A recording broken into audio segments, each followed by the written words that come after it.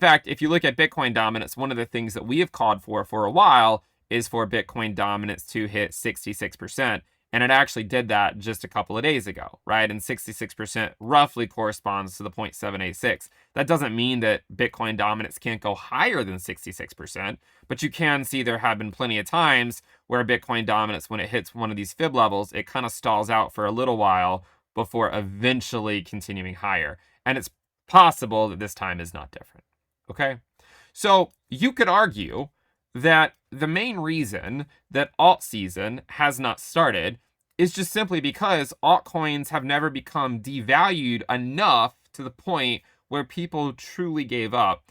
I think this cycle, a lot of people pretended to give up on the altcoin market to sort of then say, well, now Altseason, they would argue that Altseason had arrived. But a lot of people didn't truly give up. They just sort of pretended to. But at the end of the day, we all represent the market.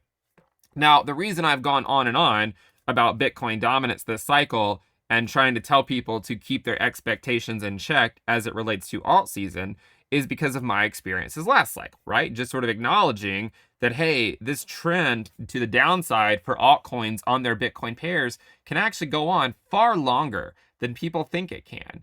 And until altcoins truly get devalued to the point where everyone's given up on them, you should not really expect an alt season to occur, right?